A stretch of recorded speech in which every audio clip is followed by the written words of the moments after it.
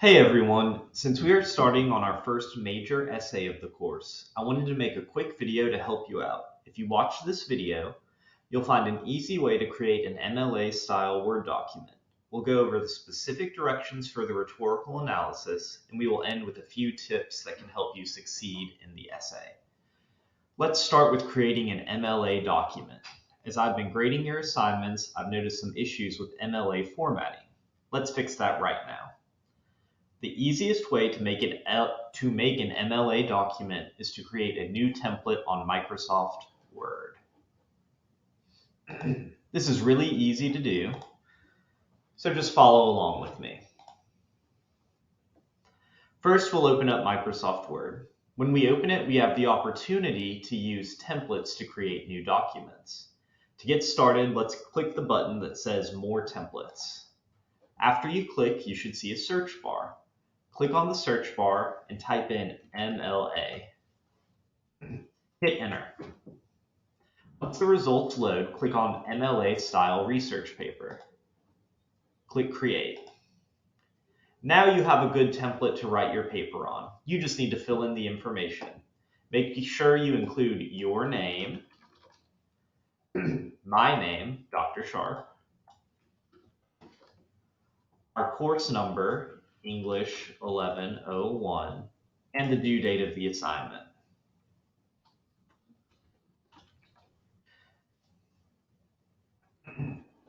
You need to write a title for your paper. It can just be Rhetorical Analysis. Don't forget to put your last name up here with the page number in the top right corner. Once you fill in the information, you can delete all of the generated text.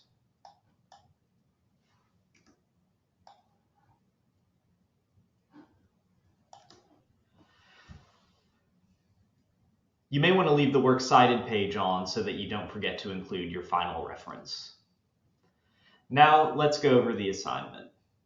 In this assignment, you're going to write a rough draft of a rhetorical analysis. Your rhetorical analysis is going to be based on the work that you did in discussion 3.2, so make sure that you look over that assignment and your feedback.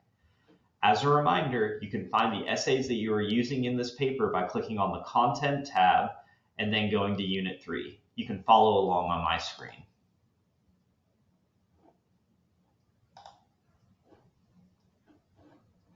These essays right here. So, in this essay, you will have 5 to 6 paragraphs. Let's start with the first one, right here.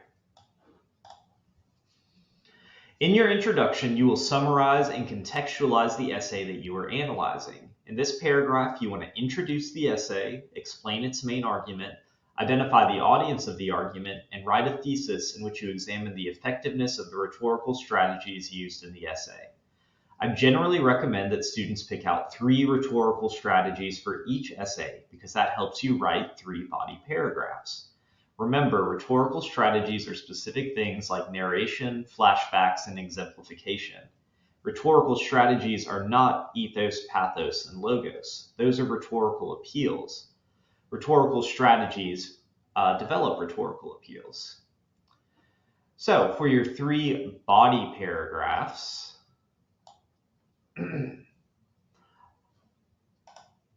you need to focus on 3 main things. First, write a strong topic sentence that explains why the rhetorical strategy you are analyzing is effective or ineffective for the audience of the argument. Second, you need to incorporate an example from the text of the rhetorical strategy that is being used. Here you can use direct quotations or paraphrase, but make sure that you cite your information in MLA style. Remember that MLA style uses the author's last name and page number.